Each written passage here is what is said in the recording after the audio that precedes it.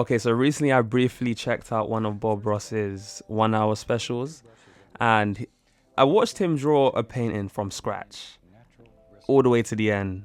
So it's the beautiful product at the end. It was like a mountain range.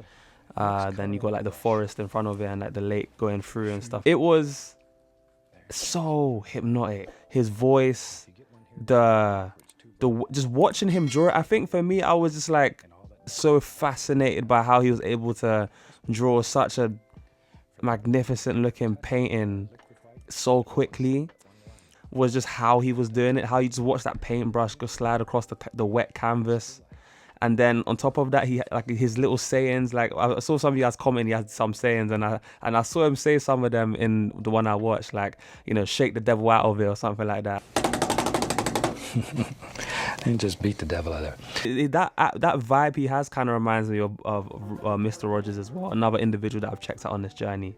But yeah, guys, look, today we're going to be checking out the Untold Truth of Bob Ross. This is coming from Grunge channel. Yeah, man, look, as I'm diving into this rabbit hole of Bob Ross, what exactly the truth is behind this man. Let's see if I learn some new things in this one. Speaking of which, guys, I'm doing some bonus content on the Patreon for those guys that aren't aware, posting new movie reactions, album reviews, and sitcom reviews every week. I've got at the moment around 50 plus exclusive bits of content on there at the moment. So if you guys are interested in getting that extra dose of nostalgia as a Legends perspective on a lot of these classics that I'm showing you guys on the screen, and I'll definitely recommend checking out the Patreon, linked in the description below. Of course, it'll be great to support the channel, guys, if you love my content. I'm almost at 50k, so definitely hit the subscribe button if you haven't already. And if I've already hit for 50k, then subscribe anyways. Join the Flexer family, join the crew, and let's take over the scene, man. Of course, don't forget to like these videos so I know you guys want to see more, and let me know what other individuals of the past or some other Bob Ross stuff you would like me to check out. But look, with that being said, guys, let's get straight into the video. Let's go. Bob Ross. Just his name brings a calm. The soft-spoken painter who didn't make mistakes, only happy accidents, painted on PBS stations in the 1980s and 1990s. His untimely death in 1995. Wait, only happy accidents, man, is so true, man. Like I saw him say that as well, and yeah, his voice is so calming. PBS stations in the 1980s and 1990s. His untimely death in 1995 at the age of 52 occurred just when he was exploding on the pop culture scene. He even appeared in a hip MTV spot back when MTV was hip. MTV, the land of happy little trees. There's a lot people don't know about Bob Ross, so get ready for some surprises about the guy with the sweet pipes and the sweeter fro. If this is your first time with us, let me extend a personal invitation for you to drag out your brushes and your paints and paint along with us each show. I think you'll enjoy it. Wet Rivals. To the viewer, Bob Ross is that happy guy who paints happier trees and clouds and rivers. To the artist, Bob Ross is a guy who paints in a very specific and unique way, wet on wet, where paint is applied on a still wet coat to create the finished piece. Ross himself began painting in Alaska and learned his technique from a famed wet on wet painter, Bill Alexander. The German-born Alexander appeared on public television before Ross ever did in the 1970s. Ross dedicated an episode of his Joy of Painting program in season 2 to his teacher and mentor. I would like to dedicate this show to my beloved friend and teacher, whom we've all watched and loved for many years on public television, Bill Alexander. But things soured from there. By 1991, Ross wouldn't even mention Alexander by name. As for Alexander, he said, "I invented wet on wet. I trained him and he's copying me. What bothers me is not just that he betrayed me, but that he thinks he can do it better." Hard to imagine anyone being mad at Bob Chillpants Ross. But it goes to show you everyone has a rival. Someone out there probably hated Mr. Rogers too. Hey, I was just talking about Mr. Rogers, but before he gets into that, you know, I was just about to say I was impressed with how it seemed like they had a good relationship with Bill Alexander and Bob Ross, considering how they basically both did the same thing, and Bob Ross did learn a lot of his stuff. If not, he admitted that he was more or less trained by Alexander. So, you know, I was gonna say I like the fact that there wasn't that rivalry there, because I can imagine in these kinds of settings it can be very, you know, it can get very bitter real quick because of whatever it is, jealousy or whatever. But then he just goes and says, yeah, that Bill Alexander wasn't too fond of him at a point. Eesh. And, you know, Bob wasn't really mentioning it. As for Alexander, he said, "I invented wet on wet. I trained him and he's copying me. What bothers me is not just that he betrayed me, but that he thinks he can do it better." Hard to imagine anyone being mad at Bob Chillpants Ross. But it goes to show you everyone has a rival. Someone out there probably hated Mr. Rogers, too. Right. Yeah, I can imagine people hating Mr. Rogers. Master Sergeant. Some people. Bob Ross is the last guy you'd expect to be angry with anyone, but he wasn't always a soft-spoken painter. Ross was born in Daytona Beach, Florida, and made his home in Orlando. If you're wondering how a Florida man made it up to freezing Alaska, he did it the honest way, by joining the military. All I right. spent half my life in the military, and I used to come home, take off my little soldier hat, put on my painter's hat. Bob Ross enlisted Wow. in the Air Force at age 18 and was stationed in Alaska. Ross served 20 years, achieving the rank of Master Sergeant before retiring. Ross 20 wasn't the softy years. we know and love during his time in the military. He explained, "I was the guy who makes you scrub the latrine, the guy who makes you make your bed, the guy who screams at you for being late to work." Oh, After wow. Ross left the Air Force, he vowed never to yell and scream again. Shoot, I That's can't the even joy of fathom painting. this man screaming. that truly is the joy of painting. No, but you know what? I think there's also like ironic way. Like I could imagine, you know, having done all that shouting for so long, it probably made him really appreciate the calm, you know, and what allowed him to really tap into that calm, soothing, therapeutic atmosphere that he created just with his voice alone, you know, let alone, you know, the way he was drawing and stuff. I definitely think having that sort of militant background would have made him appreciate the calmness more, and if not made him probably more effective at it. Like it's kind of like that common trope where you have, you know, people that are so used to like the opposite environment, so that when they go into the opposing environment, they appreciate it more. And you can kind of match that with a lot of things, you know, in life, not just with voices, right? Unnatural Fro. As recognizable as his sweet voice, the afro Bob Ross sports is the stuff of legend. It's a meme in itself, but Bob's fro is as real as his rivalry with Picasso. The trademark hair is just a perm. He initially got a perm to save money. No need to waste Awesome. precious cash on a haircut when it will all just grow into a big ball of awesomeness. And he hated it, but he couldn't undo his money-saving Right. strategy. The afro became the logo for his company. His business partner Annette Kowalski said he could never, ever, ever change his hair, and he was so mad about that. Yeah, he you got can't. tired of that curly hair. Still, you can't call it a mistake. We don't make any mistakes. We just have happy accidents. So anything that happens here, Happy you accident. can work with it. Yeah, he said Going that a for lot. broke. Bob Ross achieved fame for his PBS show, but it didn't pay the bills. In case you forgot, PBS stands for Public Broadcasting Service, as Yeah. in a nonprofit station that gets 15% of its funding from the government. So obviously Ross wasn't swimming in it as a PBS star, but he had to make something, right? Well, not really. Ross said that he never got paid for his Joy of Painting program, Yeah. as in nothing. He said, "People see you on television and they think you make the same amount of money that Clint Eastwood does. But this is Yeah. PBS. All these shows are done for free." Ross made his Wow. money teaching and selling books, and of course selling some of his paintings. Ross also sold videos of his painting system, which were really 3-hour workshops that went into more detail on his style. Shake Right. it off Shake the devil out of it. and just beat the devil out Or of it. beat the devil out of it. I Happy butchered little it. statistics. In 2014, the statistical website 538 finally answered the paradox that has kept mortal man up all night. What exactly did Bob Ross paint? Joy of Painting aired 403 times. Ross only 403. painted 381 times, since the other episodes featured guests. You know what Bob Oh, liked? right. Trees. A whopping 91% of his paintings contained at least one tree. And if Ross painted a tree, there's a 93% chance he'd paint a second tree, because trees Oh, shouldn't wow. be alone, obviously. Talking about the statistics, And the yeah. best way to make a happy little evergreen, let's give him a friend. He only painted palm trees 2% of the time, but what do you expect? They're everywhere in Florida. He was probably sick of them. Surprisingly, for a guy known for his happy little clouds, his paintings only featured Happy clouds little clouds. 44% of the time. And we'll go right up in here, 44%. and maybe there's a Almost happy half. little cloud lives right there. And all you do is just tap. And the only Oh, thing wow. he hated more than palm trees were people. In his 381 paintings, only one featured a person. It was a Only silhouette against a one. tree, a lonely cowboy. In technical terms, that's known as laziness. Cash on cash. That's so interesting, the statistics of that, you know.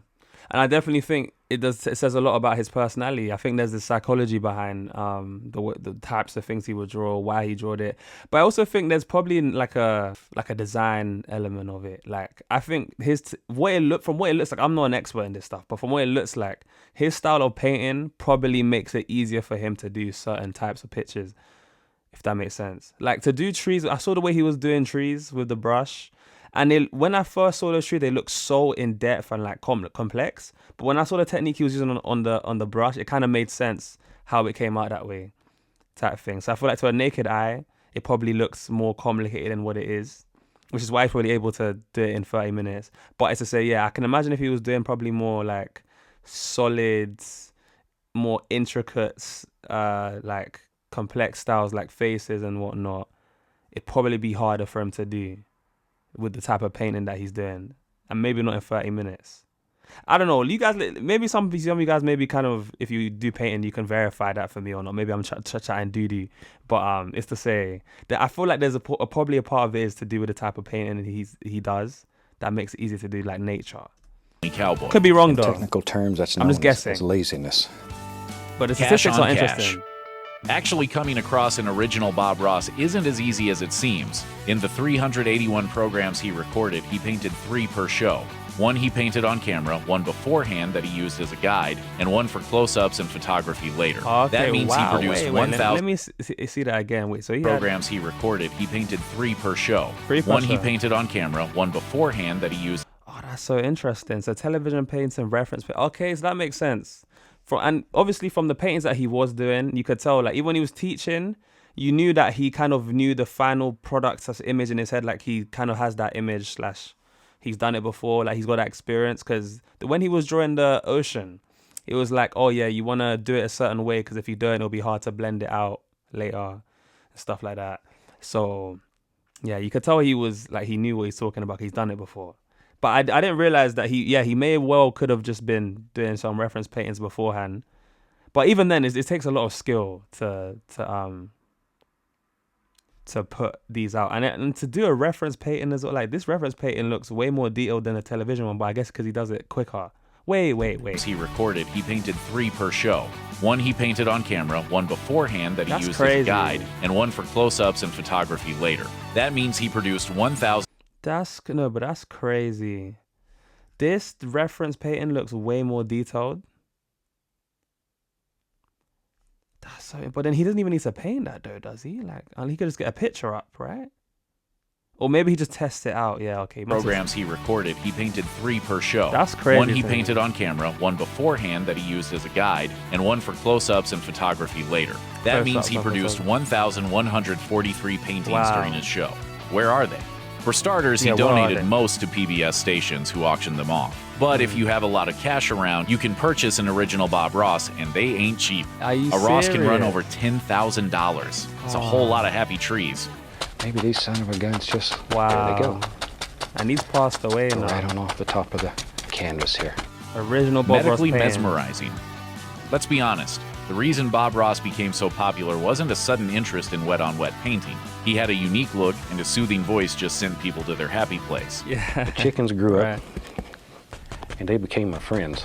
There's something about watching a guy paint clouds and trees in a pacifying voice that relaxes people. Yeah, it's Ross so once said relaxing. in an interview, "We've gotten letters from people who say they sleep better when the show is on." Yeah, and that's the truth. yeah. There's this thing called autonomous sensory meridian response, ASMR. or ASMR. What people with ASMR get when they hear Bob Ross is the tingles, a calming, pleasing feeling that is usually associated with intercourse.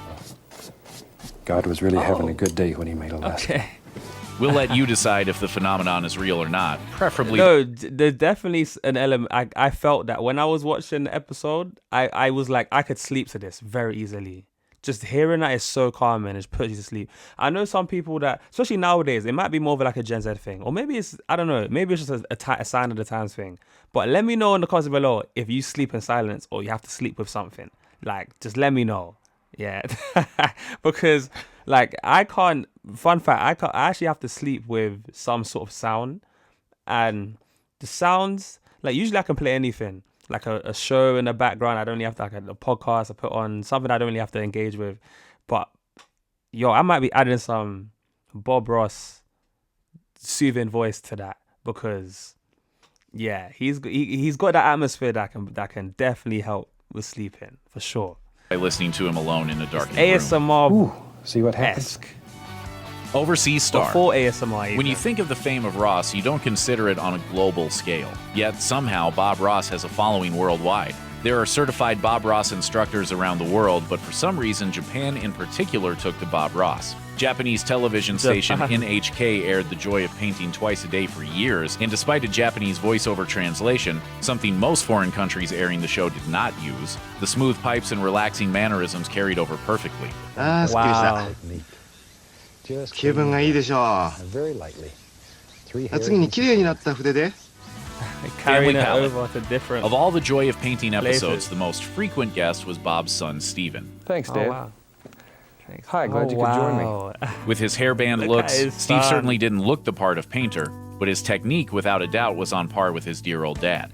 These days, Wow. Steve doesn't have a lot to do with the Bob Ross empire. A falling out of sorts happened after his father's passing and Steve left Hey, Bob yeah, Ross. this kid just looks like an 80s. He just looks like a Gen Xer, man, with that hair and yeah, I was saying that mustache. He could be 70s influence actually. Actually, no, wait. His dad, Bob was like of age when he was in this like 80s, yeah. So he could his son Steven definitely could have been Gen X. Either way, like his look, his look just reminds me of the mustache from the 70s that I saw so commonly. That mustache, no goatee, with the 80s mullet / hairstyle. Technique, without a doubt, was on par with his dear old dad. These days, Steve doesn't have a lot to do with the Bob Ross empire. A falling out of sorts happened after his father's passing and Steve left Bob Ross Really? Inc. What? Steve Ross still paints, as does his half-brother Morgan Why? Ross. The two maintain a low profile online, but Steve is best known for making enough double entendres in one of his Joy of Painting appearances to become a short-lived meme. Push nice and hard. You know, if your wrist is wore out by the time you get done doing this, you did something right. No wonder he keeps a low profile. Thanks for watching. That's Click the funny. grunge icon to subscribe to our YouTube channel. Plus, check out all this cool stuff. We know you'll No, okay. There's a little bit of like there's quite a few. I think there's a little bit of like a bias that I've realized and I subtly have with some of these like storytellings, because I'm in my head I think there's a bias for me to assume that it was like a happy ending, especially when I'm associating something like that's calming and as soothing and as therapeutic as like the Bob Ross's whole vibe and energy and the style of painting that he did and the way he did it on the show. To hear then, you know, things like military sergeant, to hear things like, you know, falling out with his kids when he passed, to hear things like he didn't like, there was a bit of maybe tension between him and Bill Alexander and stuff like that. Like those things kind of just contradict this image that I guess I'm real, like this bias I'm conjuring up in my head, like it was all smooth sailing. Like, but I think that's what I like about it, like the untold truth. There's parts in here that, like, as soothing as he was, that weren't as, there's parts of his life that weren't as soothing, and I think it's also important, and I like the fact that they incorporated that kind of stuff into a recap like that. But yeah, it's unfortunate. It sounds unfortunate as well. Like that Stephen, those double entendres from his son, it's funny to me because I need to check out a episode where he was in it, because I want to kind of hear what kind of stuff he's talking about, because what he was saying would have just already made me laugh. That was actually hilarious. And I was also thinking, I wonder what kind of vibe his children would be on, considering how calming his dad was. I wonder what vibe his children, if they would have adopted that same calming style, or they would have like completely just changed it up. But I also think it's wholesome how his sons did end up kind of adopting painting as well, because I feel in a lot of cases you see like what the parent does, like, and then if they try and put it on the kids, they end up like rebelling against it. You know what I'm saying, or building resentment towards it and just going completely in opposite direction. But to see that, you know, the sons were kind of getting involved, it's nice to see. But yeah, man, that's just been some of my thoughts on this one. I'd love to know what you guys thought of this one as well. Well, there's some things in here that you feel like were missed out. How does this resonate with you? Maybe you can clarify some of the things that I was curious about in this. Maybe I might have misunderstood some things or misconstrued things. Yeah, you know. But yeah, as the rabbit hole's getting deeper, I feel like I'm learning bits and bits as I go along. And what a journey it's been to uncover the story of Bob Ross. Like 20 years in the military is like, that kind of shocked me as well, man. But yeah, he seemed like such an interesting character that had like definitely multiple sides to him.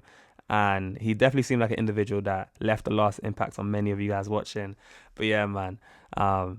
Yeah, If you made this point, comment on a yellow heart, because when I think of yellow, it reminds me of just happy suns and, you know, kind of reminds me of the vibe that I was getting from this. Shout out to all my real ones who'll be watching through to the end of these videos. Look, don't forget to like the video before you head on out. And of course, if you want to see me dive into some more iconic individuals of the past, and I've got a playlist, links at the end of the video you can check out.